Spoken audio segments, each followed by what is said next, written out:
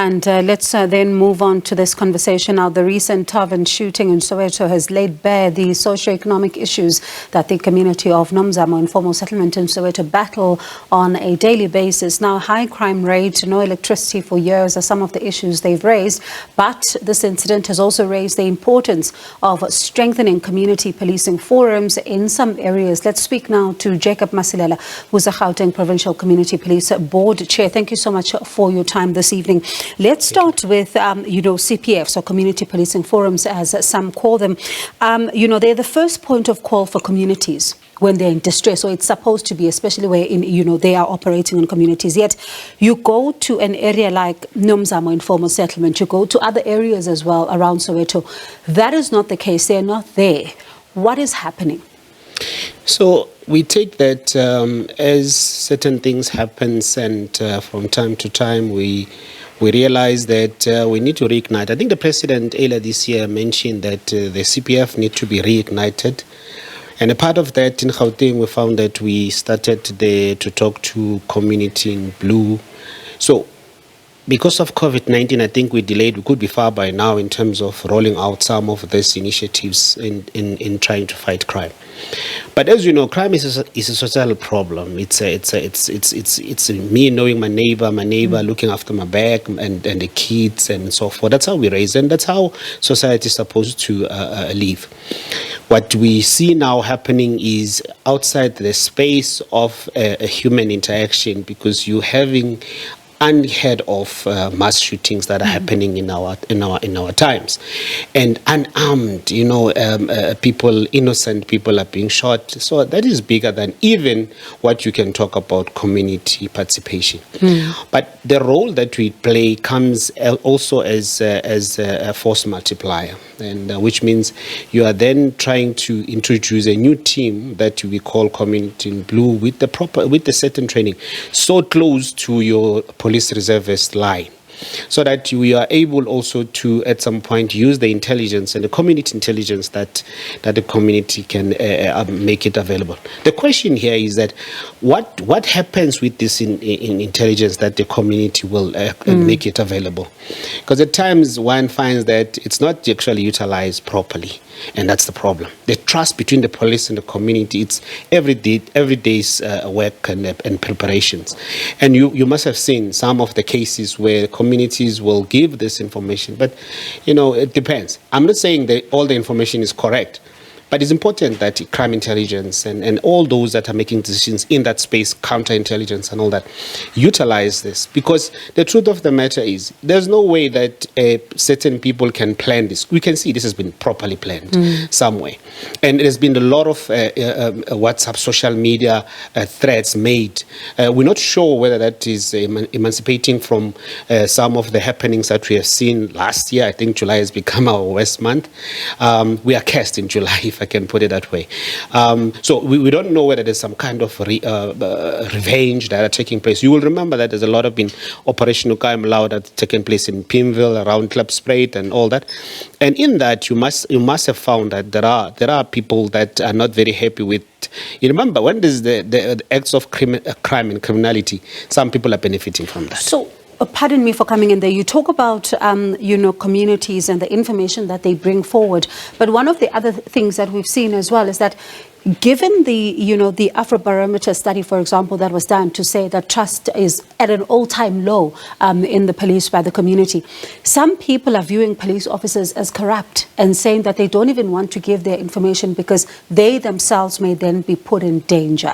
So how then do you bridge this particular gap as the CPF? It's a gain effect. More people are talking to the CPF members at times, especially with very dedicated information. And it becomes now a question of how do we harness this? Because the act and the law allows us to make that kind of a relationship with the police and make sure that the police are able to do their work in an environment where there is a community participation.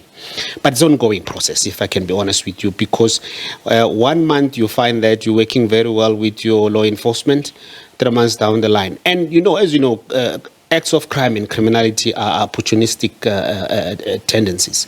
And when all is going well, we are dealing with crime and there's a human citizen participation, all goes well. All right, immediately it goes down, and then those are those that will decide, thugs and criminals that will also plan to say, how do we destabilize this? My own thinking and my provincial board thinking is that we need to do things differently. There's technology in space, in our space now. There's solar that we can use in empowering the technology, the cameras, the drones, and so forth. I think it's about time that we also start to, but also a business must come very strong into this. A business, tavern owners, liquor outlets, and so forth, or the liquor industry, for instance, they must also put more into making sure that their areas are also concerned. They are making business there. So I'm listening to what you also had to say earlier on, is that, I remember, for example, there were those who were thinking that what we are seeing, and will use Nomzamo, that Nomzamo informal settlement, that tavern there, saying that it's an act of criminality. Others are saying, no, there's something more sinister going on here, because this appears, as you say, to have been planned. And you are alluding to the fact that as it may have been planned, it may have been a revenge attack. Let's talk about that. Why do you believe that? And talk to us about, who do you think, as the board and you're sitting and analyzing, may be behind this? We've been sharing a lot of social media threads that are made by whether it's non-South Africans that are at anger with some of the happenings, possible because of some of the operations that have been done, the copper and infrastructure, those that have been arrested in as far as it's concerned. It's a big network. We are under siege in as far as that is concerned. And also, take into consideration, obviously, South Africans putting South African first, it might have irritated others, those that are in the country illegally. We need to talk in that level, and also look at how does the political space assist these communities, because there is a political intervention that you need. Our borders are also too much open. You will know that. The story of asylum seekers and so forth. But this social media information that has been coming on, videos shown live, people sharing videos and saying that we will attack South Africans, especially what happened in Deep Slot, if you remember.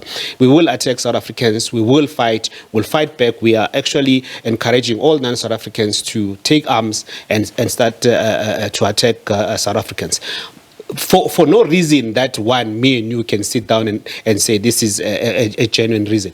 The important thing here is that the more you fight crime, the more you irritate the criminals, and acts of criminality becomes an opportunistic, and people are having. We are such an angry, and I think we have attracted also angry neighbors. Yeah. It's one thing, as I listen to you, to blame the criminals, but the blame also needs to go to the police officers themselves, because for example, in January, we see firearms being stolen, over 150 of them at a Norwood police station. Surely there has got to be an inside job there, and it cannot only be the blame that has to go towards criminals themselves, because they are also getting assistance. 100%. No, look, law enforcement has to be fried here, because there are certain things, but you also have to agree that the relationship that we must create between IPID, and all this oversight committees and so forth that are looking at how the law enforcement is working, I need to be checked up. It's either we're having wrong people in wrong positions, or we have right people and it's just too much of the work that needs to be done. But then if that's the case, then let's do it bit by bit. The IPID's role in this, I mean, you can't lose 500 firearms every year within the law enforcement. Something is not right. But these high caliber firearms that we're talking about here actually makes you worry, because AK-47 cartridges that are found, I don't know of a brand new AK-47. It must have been used somewhere. It must have been used by somebody somewhere else. So basically, it also creates some real serious threat to the state to say, look, you are actually under siege and you are fighting terrorists here that are disguising in a way that there is actual acts of criminality. And we need to attend to that. What happens then in a case, because you say that this may potentially be a revenge attack by those that may not be necessarily South Africans, but others may argue to say that it may not even be them, and you may even can hear of, organizations, for example, like the African diaspora, who will say that you are now classifying them for them to be targeted and also being seen as those people that are behind this, instead of leaving it to the crime intelligence to then be able to do this. How do you respond then to someone who says that? Criminals, they come in different sizes and shapes. So I'm not ruling out the possibility of South Africans also being involved in this, because the infrastructure destruction and the theft that we see is not only actually non-South Africans that are involved in that. There are South Africans that actually harbor and sometimes transport some of this. So, and to some extent, maybe even some of the rotten police officers that are also involved in that. So I'm not necessarily saying to you that it's just only and blaming and taking all that. I'm saying that they feature also more often. Many of the cases, if you go to an operation Thursday morning and see how many of South Africans are arrested for certain crimes, but also how many non-South Africans are also arrested. So you will find that there is a connection. A South African at Home Affairs, a South African at law enforcement, a South African intelligence is also involved into this. So I'm not actually ruling the possibility. Actually, I'm saying that there are new trends of acts of crime and criminality that we see in the country in the recent times. All right, so it looks like you have a long task ahead, a big one at that, in order to make sure that as the board you then try to really uncover what's going on here. But thank you so much for coming in and talking to us. We do appreciate your time. That was Jacob Masilela, Gauteng Provincial Community Police Board Chair, as he also talks about the importance of ensuring that the community policing forums are in fact restored. And we'll leave it there for now.